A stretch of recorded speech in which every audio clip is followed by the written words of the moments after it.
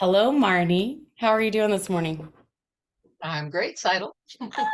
I'm so excited to talk to you and ask you how things went while we were working together. I have some of like, and I'm just going to jump in and start with one of my very favorite questions, which was, what was the one thing that you were most worried about in working with me? If there was one thing. I love that question. I feel like it just really says a lot. Probably the singing. Which Like, is crazy. Which is crazy because Marnie, I feel like you're a singer. yeah, but yeah, okay. Would you But the agree? yeah, I am, but you're a real singer. I'm just like a play around singer, I'm a sing in the car kind of girl and karaoke night. Um, First of all, karaoke singing, that is like legit. It's actually a lot harder, you know. At least it intimidates me. So there's that. I think that's uncommon. It's not uncommon for people to be worried about the singing part. So how did it go when you did? And we only did it one time, Right, yeah, yeah. only only one time. So how did that go for you? Oh, it was fine. I mean, as far as actually doing it in the moment, it wasn't any big deal. Um, it was very informative, I think, to the way you analyzed it and everything. That was very helpful. And I learned some things just from singing a word. So that was Yeah, kind of, because it wasn't like I had you sing a song off the radio no, huh? or anything like that. It was just a single word. I'm glad that like I think the anticipation Yeah, of you know worse than the actual. is yeah, I was gonna ask you, was the anticipation for the singing worse than the actual singing itself? Yeah, and I didn't really have that horrible of anticipation. I was just trying to think of anything that I was, that's the only thing I could think of and working with you that I was, oh. What made you decide that you wanted to work together? What was the draw? Um, I saw a post of yours. It was just a comment on something in a Facebook group, and I just gotta say, God told me you need to call Seidel, So, and I texted you, I think immediately, and you're like, I got a few minutes now, And so we started talking. I'm like, oh yeah, I need her. I get why I need her now. So I don't know.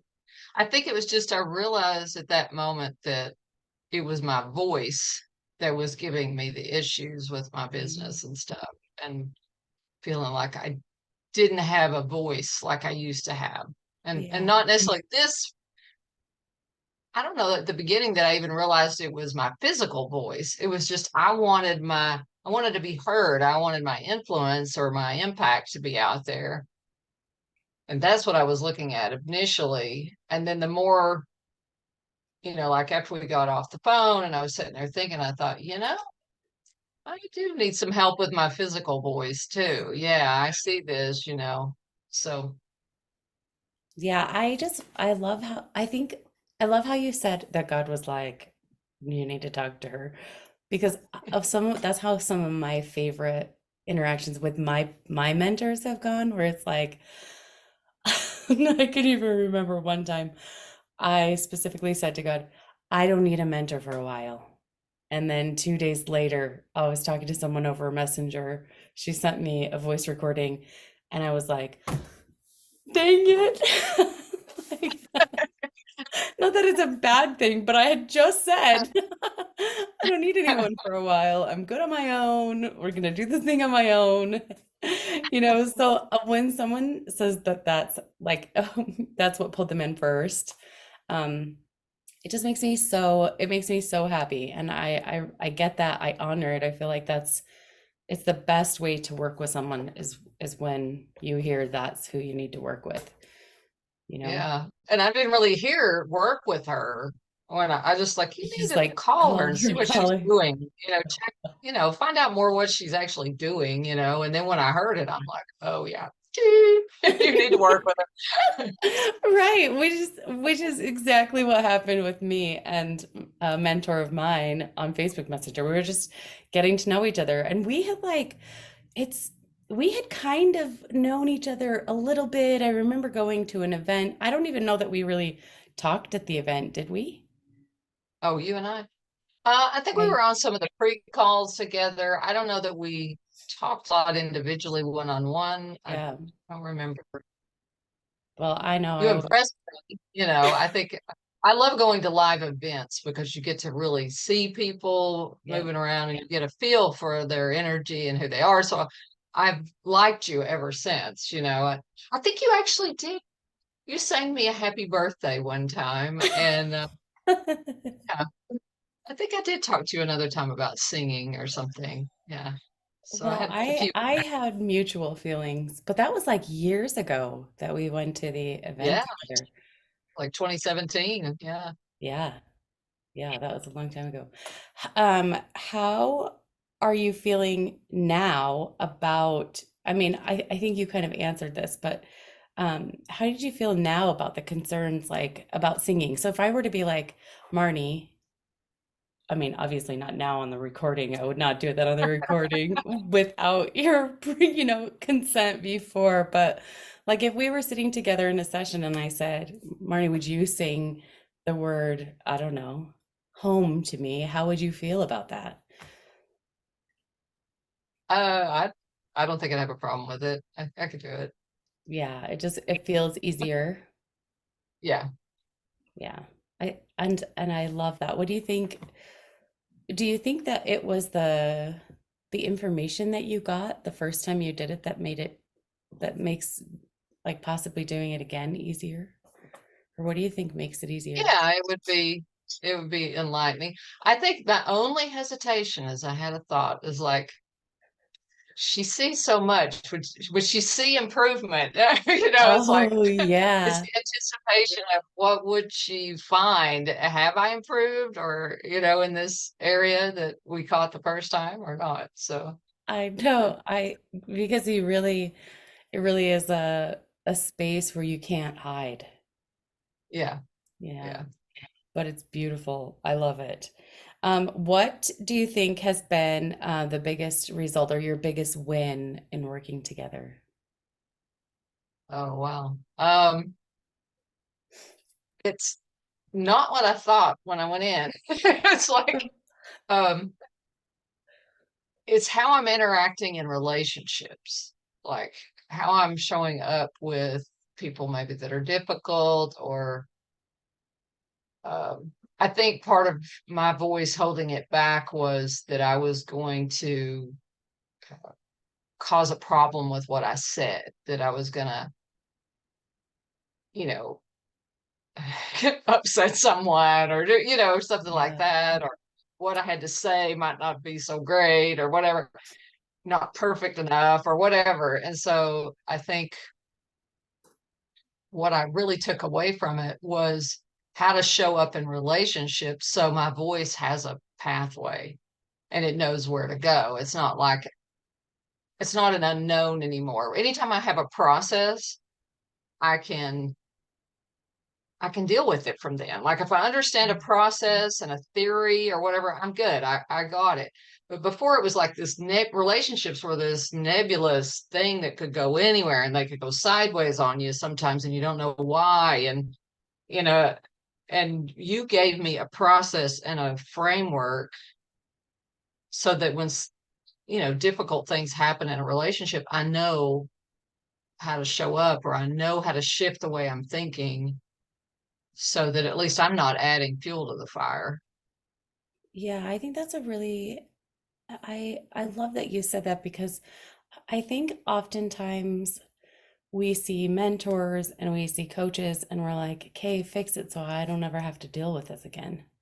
You know, that would be really great. I always say, if it wasn't for everybody else, if I were living on an island by myself, I'd be perfect. Like I'd totally be translated already. You know? It's not me, it's everybody else. You know? But we we're good, like we're dealing with people that are real life, that are imperfect. We sometimes are imperfect ourselves, you know? And so stuff is going to come up. We're not going to live in this place where it's like harmony 24/7, you know? And so having a way to know what, like, how to approach when things aren't going well, I Yeah. think that leaves us feeling more empowered. Yeah. And I can catch better. Like you had a post today about something about you're not 100% always Oh, in yeah. your voice or whatever. And you don't have to be 100% all the time Mhm. perfect. But to be able to catch it, like, oh, I've gone over into this space and I'm operating off of this dysfunctional way of doing it. Okay, I can shift over to the new process and then it will correct. So it's not like I'm just going to walk around perfect in every relationship. But I have a tool to help me realize when I'm off and when to, and a way to figure out how to get back. You know, I was just thinking because you when we first started talking, when we started talking today, you were like, you know, we started talking on the phone, and you were like, "Oh, I know exactly what it is, why we need to work together," and you know, it was business stuff, but that wasn't our main focus. Working together, No, it was more personal, and yeah, it's always fascinating. A friend of mine says there are no business problems. There are just personal problems that impact our business. yeah, yeah. And I it, say business is the best self-help program around, because you've got to fix. It's like yeah, a barometer. It's a baby. A baby knows when the mother is upset and is going to start screaming or whatever. Business is the same way. If you are off, it's the business is going to start acting up. yes. Oh my gosh. Yes. The business is the bra. Yes. Yes. I might have cried a few too many tears about that. I totally understand. So how are your relationships now? How are you feeling about communicating in your relationships? Because I think that really was the crux of the whole thing was being able to communicate. Yeah. Well, fascinatingly enough, the universe or God or life or whatever brought me these series of relationship challenges all toward the end as we were wrapping up. Like, okay, give it a try. So see if it works. And so I could easily look and see sometimes in the moment how to respond by shifting to the new paradigm, and things went better. And I could also see sometimes where I went like half and started out half in the old way and then shifted, to the new way. Um, so yeah, I would say they're better, definitely better because yeah, I mean, it improved it, but I got a chance to actually practice the method and it worked. It was like, wow, that's amazing. It working. It's Yeah. like, oh. Remind me when we're off this, I'll tell you about another success I had with it. So, I can't wait to hear. It sounds very good. Um, can you tell me, can you share, would you be comfortable sharing one of the things that you were seeing like most, that was the most obvious in your relationships? Like what was happening in your communication with them that was the most obvious, that's been your biggest shift, like that you've had the biggest shift? Does that make sense? right. Yeah. Well, to be honest with you, we talked about the victim, villain, savior thing. And I realized how much I had been in like savior mode. Mhm. Like I gotta do it right and I've gotta save everybody and other people can't handle their stuff and I'm strong enough to add one more thing to my back, so I will just add one more thing. And And so I was also down in those other places too, but I like to live a lot in that savior fix it mode thing. And I really think for my business to grow where it needs to go, I had to get out of that Yeah. because when you're consulting and coaching with people, even though I've learned to step out of that when I'm coaching and consulting over the years and do better, I needed, like if I had somebody completely upset about something, going on in their life, I would feel that you gotta help them fix it, that You start that falling, thing, going back so into that. yeah. And then I would tell myself, let go of the outcome, but to realize, okay, I'm stepping into that triangle, back off. I'm just mentor, teacher, I'm not their savior, you know. I think I really needed that mechanism and that system to be able to grow my business the way I want to grow it. And Do you think that it makes it easier to speak up with with family members? yeah, yeah, I think it does because I know my speaking up has shifted from needing to say something to help somebody understand or understand where I'm coming from, that I didn't mean it that way or whatever it is. It's shifted to more of they're upset at this point. This is not a good time for me to be talking to them about this. I don't need to explain. I don't need to whatever. They're seeing it differently than I am. They don't need my excuses or whatever, is what they're going to see it as. And I can back up and just set a boundary and say, okay, now is probably not a good time for us to talk about that. When you've calmed down, and you're feeling more respectful, if they're like yelling at me, when we can have a respectful conversation, I'll be happy to talk with you about it. So I have this, it's something I would have been scared to say before, but now I know it's the right thing to say, that, this is not a good time. Let's back up when we can have, some rules, so to speak, to this conversation is going to be respectful and, that kind of thing. I think And then that I could just relax and back off and be like, okay, it's up to them to calm themselves down. It's not my job, because yeah, I think I've spent a lot of my life trying to calm other people's, if they're upset, I've got to calm them down, and it's not my job to calm them down. I just back out, let them calm themselves down, and then we can have a conversation when they're calm. So I think that anyway, is, I think that's so huge. And I think especially, I'm not, this is just my personal opinion, but I think especially as women, we go into this place of really stepping into like savior, and I think men do that too because they just want to fix it, right? They want to right. fix the Yeah. situation. They want to fix what's going on. And as mothers, we very much feel that with our children.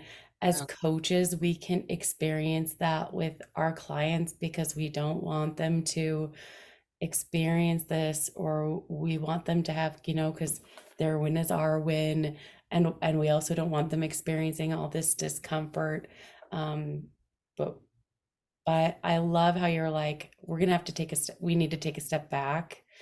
And I love how you said, now isn't a good time for them to have this conversation. And that feels so, it feels centered, like you being centered in you, but it actually also feels very respectful of the other person because they're really not in a space to have that conversation. And I don't know that we ever view it like when there's conflict or someone's coming at us and it's like they're coming at us, it's actually not beneficial for them either if we are engaging in that No, not at all. because they're going to experience more discomfort as well. But when we pull away and we set a boundary, then then they have then they can more easily, or they have another choice to step into something different if they want to have resolve. Yeah. So I love Yeah. that. And it actually takes a lot of confidence in yourself to be, to be able to be like, pause. Yeah. Well, I think what it helps is I have confidence in the system, Mm-hmm. like the Oh, new yeah. process. I have confidence in that process. So I'm going to use the process.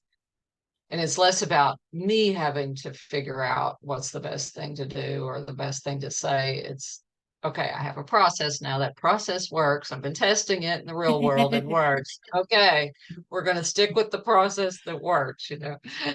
I love that. And two, I think you have confidence in you that you're hearing that, Oh, right. yeah, that you're hearing accurately. Like, now it's time to step back. And so you're like, okay, I'm going to step back because I have confidence in myself that I'm hearing this accurately. Right.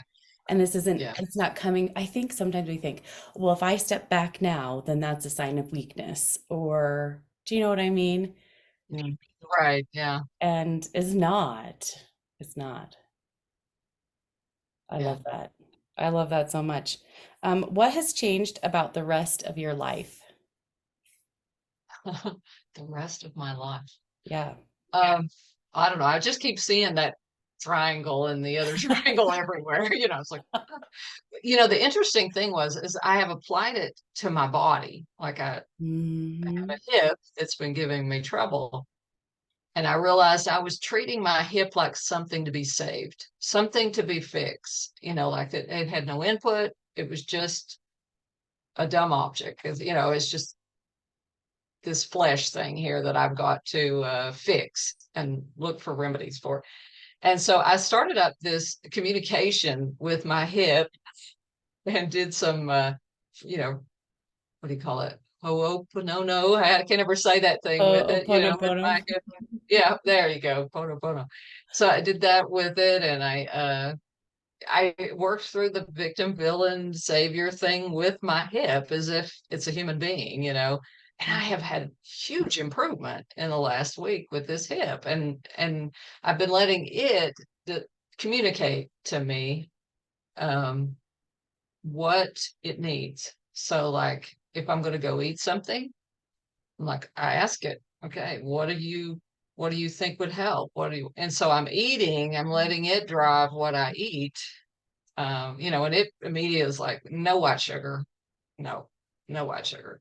So I've substituted, and I didn't think I could do without sugar. I just thought I can't go a day without sugar. I love sweets, but I haven't for like 4 days. I haven't had any white sugar. And I use other sweetener, like dates or something like that, because it's like, yeah, you can have that. And it's guided me to different things that have helped, like an herbal remedy. It guided me to that. So it's like I let it respond Yeah. to what's coming. And if it's like, uh-huh, then I get it. And if then I don't. So, and I told it how to communicate to me. I'm like, just give me that sacral response of or on whatever it is. And I'm going to do what you tell me to do. And so I'm building this trust with my hip. So I don't know if that's what you wanted, but that was an unexpected byproduct of learning what I learned.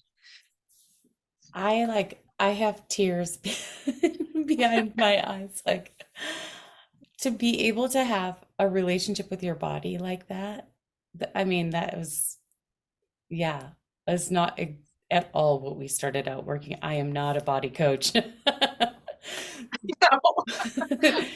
But you share this and I just think, gosh, not only do you have a more empowered voice in your life and in your relationships, but you also now have a stronger ability to listen to the voice of your body. And 4 days isn't very, like, it's not a long time. And you're already having such great success. And it's because you're listening. And I think Yeah, sometimes, instead of just throwing stuff at it, like you need try that, try this, try that. yes, and I think it's such a it's such an important um concept to learn and understand that when we really step into our empowered voice, it doesn't mean that we're always talking. It Hmm, means that we're also willing to listen and we're willing to trust the answers, because when we trust our voice more, then we trust, like, and it is your voice, right, that's speaking back to you. But right. when you trust your voice to speak to others, you're also going to trust the voice that speaks back to you, and you're more capable of listening to that. And so that's what I Mm, hear you saying, like, I'm more capable of listening to my own voice. I'm more capable of listening to my body. And as business women, we kind of need our body in order to do our business. Like, yeah, yeah, definitely. and if your hip is not feeling great, it is going to impact how well you're able to show up. You know what I mean? Yeah, totally. You totally know because you experience it. Yeah, Oh my yeah, gosh. I just love that. I'm so happy for you that you are experiencing this in your relationships. I'm just thrilled that you are listening to your body and that you're having better experiences with your hip. I actually just I feel like marvel would be a good word. I marvel at the quickness of responses that we can have, and really that triangle, yeah, it totally goes for every area in our life. I've used that triangle this week myself and just been like, I'm sorry, please forgive me. I was making him the bad guy, you know. I was making this thing my savior, you know, and yeah. it really just impacts how we do so much of life. If someone was sitting on the fence and they're like, well, I don't know, should I work with Seidel? Should I not work with Seidel? And they were talking to you about it, what would you say? What would be your response to I would them? say you've got to work with Seidel. She's she's transformative. Yes, I have nothing but good things to say. You got to work with Seidel. Thanks, Marnie. It's such an honor. It was such an honor to work with you. It's a vulnerable space, the voice. And excuse me, it really is such a tender place. And I just wanted to say thank you for letting me be a part of that journey with you, and letting me into your sacred spaces so that we could work on your voice together. Yeah. Well, I want to thank you for being this safe. Okay. So, like, for me, when somebody sees me and shows me that they see me, I will let them in and they feel safe. And so, even like the natal chart stuff that you did and the way you were able to help me see me in a different way, and I knew you were seeing me, that made me safe enough to open up about other things and Right. discover, more in those personal areas. I just think that's important. People want to be seen, they want to be heard, they want to be acknowledged, and you do that in spades. So, That makes me happy because that's all we want to do. It makes it a lot yeah, easier to speak when you feel seen. yeah. Speaking of being seen, I would love for you to share a little bit about what it is that you do and how people can find you and get a hold of you, because I think you're phenomenal and I want them to talk to you. Well, thank you. My website is creationgirl.com. And so basically, I work with people who are inspired creatives, people that are, and maybe they're writers or coaches or, they're the creatives. They have lots of ideas and they tend to jump from one thing to the next, and oh, I could do this and I could do that and I want to learn about this and I want to learn about that, and they feel maybe like, okay, I'm learning a bunch of stuff but I'm not actually doing what I need to be doing in my business, or doing writing that book I want to write, or whatever it is that they want to create. So I kind of help them understand who they are, help them see themselves and appreciate themselves, their personality, and the way they're wired. And then I teach them about their creative cycle and how to work with it instead of against it, so that they can um, really work more of a flow state and not actually work with their moods and do the things that feel fun. But you used an analogy for me as the Capricorn rising of the river with the banks. Mm. And I've noticed that my clients are like this huge amount of creativity. It's like water, but it's just flooding everywhere. It's going here and there and there, and they just need some banks. They just need some guidelines so that they can direct all that creative energy where it needs to go to actually accomplish the thing they feel like they're being called to do. Like they feel like God's telling them to do this thing, but they got no idea how to do it, and they're all over the place. So it's just kind of coming in and helping them have some processes and guide rails to make it happen. And might I say, you do that very well. I am supposed to write a book, and I was the perfect description of what you said, all over the place. I was like, I have no idea what I'm doing. I don't know what I'm doing. I know I'm supposed to write this book, but I have no idea. And we sat down and you were just like, you asked me some questions and you were like, blup, and here's the outline. And I was like, what? Like it could be that easy. And you really did like everything you're saying. You really showed me how to work with my like do write what I want when I want. Pick a chapter and write about that because I was thinking it has to be I have to start the beginning of the book and write the chapters like this. And so I say, yes, if you are someone that is needing some help um, getting your creation into organization so you can bring it to fruition, please contact Marnie. She's amazing. I love her. Do it. Thank you. It's been fun. Yeah, it's been so fun. Thank you so much for taking your time today to sit down with me and do this interview. I really appreciate it so much. All right. Thank you. Appreciate it. Okay, bye.